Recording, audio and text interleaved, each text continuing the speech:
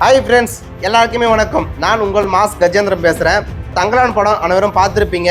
கவுண்டரம் பழையம் படமும் சில பேர் பார்க்காம இருப்பீங்க.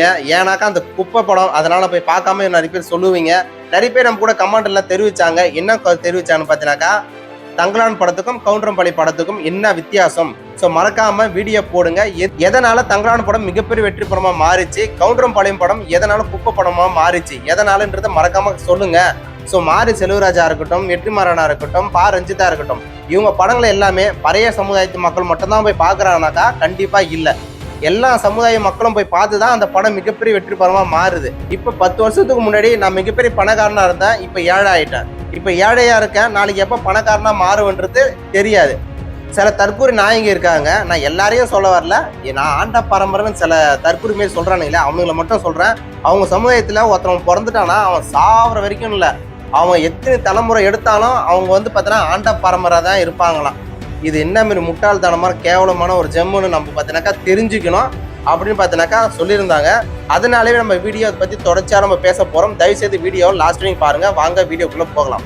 உரிமை காக்க போராடுவதே கடமை. வீடியோ தொடங்குறதுக்கு முன்னாடி நான் ஒரு விஷயத்த சொல்லிக்கிறேன். தங்கலான் படம் யாரெல்லாம் பார்க்கலையோ அந்த படத்தை போய் பார்த்துட்டு வாங்க. என்னடா கவுண்டரம் பழையம் படம் யாரெல்லாம் பார்க்கலையோ படம் போய் பாருங்க. ஸோ 2 படத்துக்கும் என்ன வேறுபாடுகள் இருக்குன்றத நீங்க பார்த்து தெரிஞ்சிட்டீங்கன்னாங்க நான் என்ன சொல்ல வரன்றது கண்டிப்பா உங்களுக்கு நல்லாவே தெரியும். கவுண்டரம் பழையம் ஒரு படம் அந்த படம் வந்த மாதிரியும் தெரியல. மிகப்பெரிய சர்ச்சை பார்த்தீங்கன்னாக்கா கிட்டத்தட்ட ஒரு 4-5 மாசமாவே அதை பத்தி பேசிக்கிட்டே இருந்தாங்க எல்லாருமே. ஸோ கவுண்டரம் பழையம் படத்தை பத்தி தொடர்ச்சியாவே நம்ம பேசியிருந்தோம். கவுண்டரம் பழையம் படம் ரிலீஸ் ஆயிடுச்சுனாக்கா குறிப்பிட்ட சொல்லக்கூடிய சில ஆட்கள் பார்த்தீங்கன்னாக்கா அந்த படத்தை ஆதரிப்பாங்க அப்படின்னு நான் நினைச்சிருந்தேன். ஆனா கண்டிப்பா கவுண்டரம் பழையம் படம் வெளியே வந்த உடனே பார்த்தீங்கன்னாக்கா ஸோ யாருமே அந்த படத்தை போய் யாருமே பார்க்கல. போட்ட காசுல எடுக்க முடியாம நடிகர் ரஞ்சித் அவர்கள் மொட்டை அடிச்சுன்னு போய் உட்காந்துக்கிறாரு. அந்த அளவுக்கு பார்த்தீங்கன்னாக்கா ஸோ தோல்வி பார்த்தீங்கன்னா மிகப்பெரிய சந்திச்சுட்டு இருக்காங்க.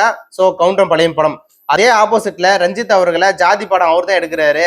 வெற்றிமாறனா இருக்கட்டும், பா ரஞ்சிதா இருக்கட்டும், மாரி செல்வராஜா இருக்கட்டும், இவங்க பாத்தீங்கன்னாக்கா ஜாதி படம் எடுத்துக்கிட்டு பாத்தீங்கன்னாக்கா பொழப்பு நடத்திட்டு இருக்காங்க.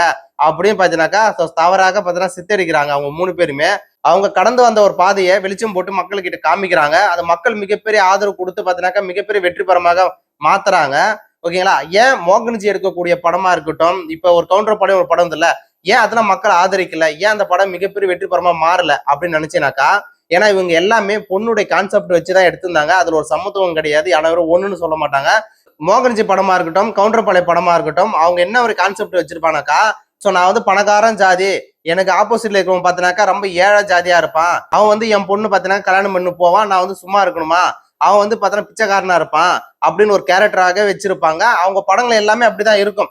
ஏன்னா பையன் ஏழை வீடா இருக்கும், பொண்ணு பாத்தினாக்கா ரொம்ப வசதி வீடா இருக்கும். ஏன்னா அவங்க நாடக காதல் வச்சுதான் ஒரு படமாவே கான்செப்ட் எடுப்பாங்க. சோ அதுல எந்த ஒரு சமத்துவமே இருக்காது. எல்லாருமே பாத்தினாக்கா கேவலமா சித்தரிச்சு பாத்தினாக்கா அவங்க பெண்களே பாத்தினா கேவலம் பத்தி பேசுவானுங்க. அதுதான் அந்த படம் எல்லாமே வெற்றி படமா மாறல.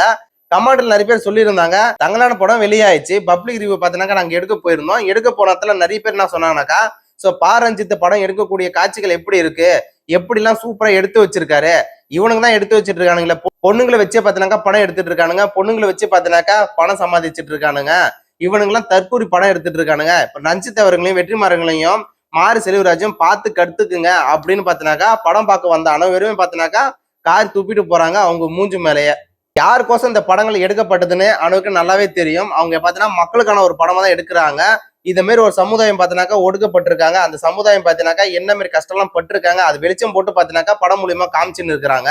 அது காமிக்கிறது மிகப்பெரிய தப்புன்னு பாத்தீங்கன்னா ஒரு சமுதாயம் பாத்தீங்கன்னா சொல்லிக்கிட்டு திரியிறானுங்க. ஏன் நீ அப்படி இருந்த வச்சு தாண்டா இப்படி ஒரு படம் எடுக்கிறான், நம்ம திருந்துவோம், நம்ம ஆண்ட பரம்பரையில மக்கள் அனைவரும் ஒண்ணுதான், இப்ப தாத்தா முப்பாட்டம் பாத்தீங்கன்னாக்கா இப்படி எல்லாம் கேவலமா இருந்திருக்கானுங்க, நம்ம இனிமே இருக்கக்கூடாது, நம்ம அனைவரும் ஒண்ணு அப்படின்னு பாத்தீங்கன்னாக்கா எவனாவது சொல்றானா? எவனுமே சொல்லல. அவனுங்க எப்பயும் அப்படி பண்ணிட்டு போயிட்டானுங்க. இன்னைக்கு அந்த படம் எடுத்து பாத்தீங்கன்னாக்கா எங்களை தப்பா காமிச்சுன்னு இருக்கானுங்க. பாத்தீங்கன்னாக்கா படம் எடுத்துட்டு இருக்கானுங்க. இன்னைக்கும் பாத்தீங்கன்னா ஆணவம் கொலை நடக்கவே இல்லைன்னா கண்டிப்பா நடந்துன்னு தான் இருக்கு. நிறைய இடத்துல பாத்தீங்கன்னாக்கா சோ தாத்தப்பட்டவன் அவன் கோயிலுக்குள்ள வரக்கூடாதுன்னு எவ்வளவு சம்பவங்கள் பாத்தீங்கன்னாக்கா சோ ஒரு 5 மாசமாவோ 6 மாசத்துக்கு முன்னாடி பாத்தீங்கன்னாக்கா விழுப்புரத்துல பார்த்தோம். இதே மாதிரி சில விஷயங்கள் நிறைய இடத்துக்கு இது இதெல்லாம் சொல்லிட்டே இருந்தா நேரம் அதிகமாகும். அதனால நான் சுருக்கமா சொல்லிடுறேன். இதே போல ஜாதி சம்பந்தப்பட்ட நிறைய விஷயங்கள் பாத்தீங்கன்னாக்கா ஜாதி கோசம் கொலை பண்றதும் ஆணவ கொலை பண்றதும் ஆண்ட பரம்பரை, நீ இல்லாத பரம்பரைடா, நீ பிச்சைக்கார பரம்பரைடா அப்படின்னு சொல்லக்கூடிய ஆட்கள் ஒண்ணுமே நிறைய பேர் இருந்துட்டு தான் இருக்கிறாங்க. சில பேர் நான் சொல்றேன், எல்லாருமே சொல்ல. எது வச்சு நான் சொல்றேன்னாக்கா, சோ மாரி செல்வராஜா இருக்கட்டும், வெற்றிமாறனா இருக்கட்டும், பா ரஞ்சிதா இருக்கட்டும், இவங்க படங்களை எல்லாமே பழைய சமுதாயத்து மக்கள் மட்டும்தான் போய் பாக்குறாங்கனாக்கா கண்டிப்பா இல்ல. எல்லா சமுதாய மக்களும் போய் பார்த்துதான் அந்த படம் மிகப்பெரிய வெற்றி படமா மாறுது. இதுல இருந்து நம்ம என்ன தெரிஞ்சுக்கணும் பாத்தீங்கன்னாக்கா, இவங்க 3 பேருமே வன்னியரா இருக்கட்டும், கவுண்டரா இருக்கட்டும், மோலியா இருக்கட்டும், இவங்க அனைவருமே பாத்தீங்கன்னாக்கா இவங்களே எடுத்துக்கிட்டாங்க. படத்துல என்ன மாதிரி ஸ்டோரி சொல்றாங்க, யாருக்கோசம் இதை சொல்றாங்க, நம்ம இனிமே திருந்தணும், நம்ம ஆண்ட பரம்பரை இல்ல, நம்ம ஆண்ட பரம்பரை பார்த்தீங்கன்னா சொல்லி சொல்லி நம்ம பார்த்தீங்கன்னாக்கா நம்ம மூளைய செதைச்சு வச்சிருக்கானுங்க. மக்கள் அனைவரும் ஒண்ணுதான், பிறப்பால ஒருத்தரம் வசந்தவன் கிடையாது, பிறப்பால ஒருத்தரம் தாத்தப்பட்டவன் கிடையாது, இனிமே மக்கள் அனைவரும் ஒண்ணுதான் அப்படின்னு சில பேர் அதை புரிஞ்சுக்கிட்டாங்க. அந்த படத்தை நிறைய பேர் பார்த்து அந்த படம் மிகப்பெரிய வெற்றி படமா மாறுது. ரஞ்சித் அவர்கள், வெற்றிமாறன், மாரி செல்வராஜ் இவனுக்கு மட்டும் தான் ஜாதி படம் எடுப்பானுங்களா? நான் எடுக்கிறேன்டா மிகப்பெரிய ஒரு ஜாதி படம் அப்படின்னு பாத்தீங்கன்னாக்கா, ஜாதி படம் எடுக்கிறது தப்பு கிடையாது. அதுல வெறும் பொண்ணுங்களே கொண்டு வரானுங்க பாரு. பொண்ணுங்க நாடக காதல்னு, நாடக காதல் யாரு கொண்டு வந்ததுன்னு அனைவருக்கும் நல்லாவே தெரியும். சில அரசியல்வாதிகள் அவங்க கட்சி வளர்றதுக்கோசம் மட்டுமே நாடக காதல் ஒண்ணு கொண்டு வந்தானுங்க. இப்ப அந்த நாடக காதல் வச்சே பாத்தீங்கன்னா படம் எடுத்து தற்கூறு மாரி மக்களுக்கே போட்டு காமிச்சுன்னு இருக்கானுங்க. மோகன்ஜியா இருக்கட்டும், இல்ல கவுண்டர்பாளையம் படம் எடுத்தான் இல்லையா அவனா இருக்கட்டும், அவங்க படம் எல்லாமே பாருங்களேன். சோ பையன் ரொம்ப பிச்சைக்காரனா ஏழையா இருப்பான், ஆனா பொண்ணு ரொம்ப பணக்கார ஜாதியா பார்த்தா காமிப்பானுங்க. அதாவது ஆண்ட பரம்பரை சொல்றாங்க இல்லையா, அந்த ஆண்ட பரம்பரையில ஏழையா இல்லவே இல்லையா, எல்லாருமே பணக்காரனாவே இருக்கிறானுங்களானா மிகப்பெரிய கேள்விக்குறிதான். ஏன்னா எல்லா சமுதாயத்திலையும் பணக்காரன் ஏழை எல்லாமே இருக்கிறானுங்க. இப்ப 10 வருஷத்துக்கு முன்னாடி நான் மிகப்பெரிய பணக்காரனா இருந்தேன், இப்ப ஏழை ஆயிட்டேன். இப்ப ஏழையா இருக்கேன், நாளைக்கு எப்ப பணக்காரனா மாறுவன்றது தெரியாது. சில தற்கூரி நாயங்க இருக்காங்க, நான் எல்லாரையும் சொல்ல வரல, நான் ஆண்ட பரம்பரைன்னு சில தற்கூரி மாரி சொல்றானுங்களே அவனுங்களை மட்டும் சொல்றேன். அவங்க சமுதாயத்துல ஒருத்தவன் பிறந்துட்டானா அவன் சாவர வரைக்கும் இல்ல, அவன் எத்தனை தலைமுறை எடுத்தாலும் அவங்க பாத்தீங்கன்னா ஆண்ட பரம்பரை தான் இருப்பாங்களாம்.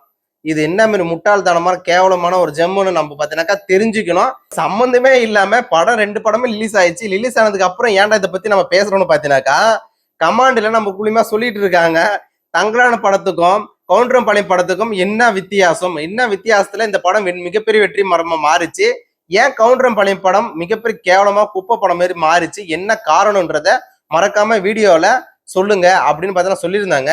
எனக்கு நிறைய வேலை இருந்ததுனால கண்டிப்பா அது எல்லாமே சொல்ல முடியாம பார்த்தீங்கன்னாக்கா இருந்தேன். இன்னைக்குதான் கொஞ்சம் ஃப்ரீயான சரவணன்றவரு நம்மளுக்கு கமெண்ட் மூலமா தெரிவிச்சாரு, அவருக்கு ஒரு வீடியோ போடணும் தான் கண்டிப்பா அந்த வீடியோ போட்டேன்.